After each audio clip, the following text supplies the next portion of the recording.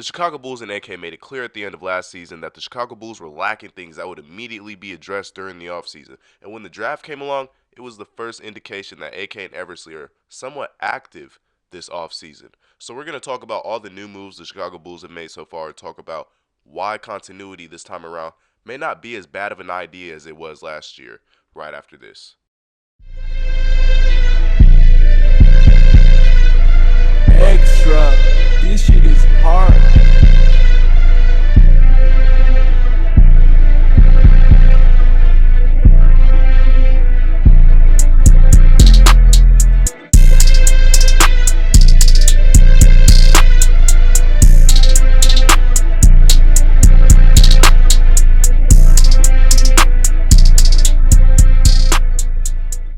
Alright, guys, coming into the offseason, a lot of Bulls fans had little to no hope for this front office. And granted, we went from a blockbuster like offseason where we acquired Lonzo Ball, DeMar DeRozan, and Alex Caruso to an offseason where we only signed Goran Dragic and Andre Drummond. But to a lot of our surprise, AK actually made a move into the second round of the draft and picked a young player by the name of Julian Phillips. Now, did we work him out? No. But what he can bring seems to follow the scheme of players AK seems to target for this Bulls team, and though it raises skepticism from the fans, I, for one, am a fan of what he seems to want. He seems to want long, athletic players who could guard and score at multiple positions. Now, am I a fan of the amount of small ball we run?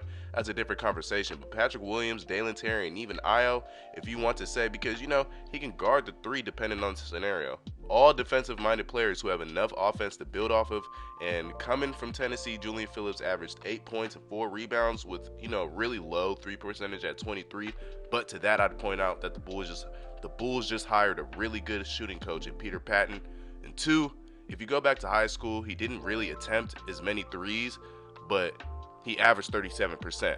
And granted, it was 3 out of 8 threes he took that entire season. But with that being said, there's a base to build off of, and he has great athleticism and wingspan, great defensive tenacity. The question now is, how will all of that translate to the NBA level?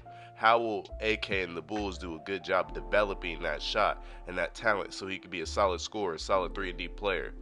I'm high on him. Not super high. I don't think he's going to be a superstar or anything.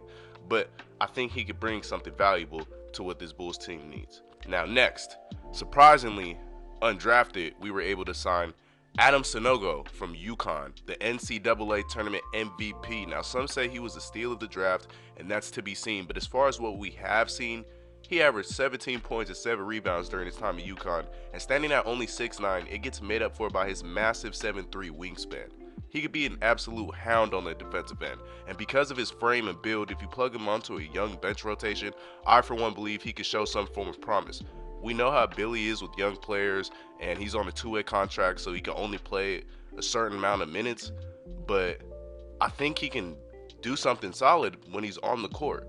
And with that being said, both the acquisitions we made on draft night were solid in my opinion. All you could do is look at the upside of a player and hope for the best, right? So I'm nothing but satisfied with those picks. Now, let's dive into free agency. And man, going into free agency, my expectations were really low.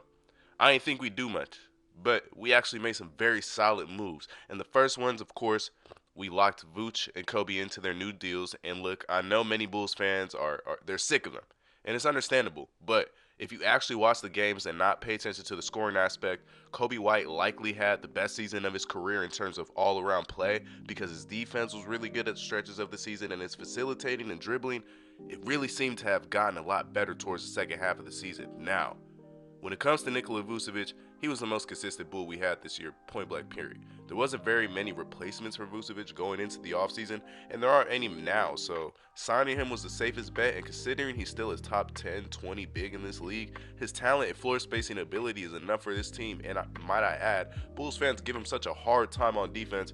I feel like we need to put more defense around him, because we know he isn't as quick laterally. A lot of times, players get beat and expect Vooch to switch fast enough, or he gets switched onto a guard and lays an egg. But he isn't the worst shot blocker or pass deflector out there. He's actually somewhat decent when it comes to both avenues, but I have nothing but positive things to say in regards to re-signing the two of them. I'm very happy we were able to re-sign Vooch on a pretty friendly deal in my opinion, and same with Kobe. Now for the last topic of the video, the two new additions to the Chicago Bulls roster from free agency. And the first one is Jevon Carter. Now coming into the offseason, I wasn't opposed to Kobe White being the starting point guard. I knew he wasn't the perfect fit, but I didn't mind it. But Jevon Carter was always a player I thought would be a really good fit for us, and to my surprise, AK actually went out and signed him. He only averaged 8 points in Milwaukee last year, but bear with me, he averaged 42% from the three. That by itself is intriguing. But on top of that, the man is an absolute hound on the defensive end. Now, he isn't Alonzo Ball necessarily, but his floor spacing and his ability is necessary. It's a game changer in my opinion. And this is the best point guard we've had since Lonzo. That's just me. I think what he brings, this is going to be the best fitting point guard we've had since Lonzo Ball's injury. Now, he isn't as athletic or tall, measuring at about 6'1", but the defensive shooting ability is all there, and it's all there at a high level. The shooting is something that we desperately needed going into the offseason, and we were able to do that without it being at the expense of the defense. Another example of that is actually who AK went and signed yesterday, who is Torrey Craig. Now, Torrey Craig is only a 34% shooter from the three career-wise, which isn't bad, but this year he averaged 39-40% from three on the same 3 attempts per game. But against the Clippers this postseason, he averaged 55% from three with 3 attempts per game. And on top of his three-point ability, we know what kind of presence he could bring defensively. Now, he isn't the tallest or lengthiest, but he's a proven defender slash three-point shooter in this league that adds shooting and defense without having to sacrifice either of the two, which I think will pay dividends going into the season because it seems our team is starting to truly build that three-point defensive identity that it's been searching for the past year or two. And with all that being said, we also filed for the DPE for Lonzo Ball's injury, the disabled player exception, and it seems to me like AK is actually gearing to do something that they haven't done, that the Bulls franchise hasn't done in decades, which is tap into the luxury tax. And I know it's far-fetched and a lot of Bulls fans don't think we'll do it, but I think all signs are pointing to we may do that.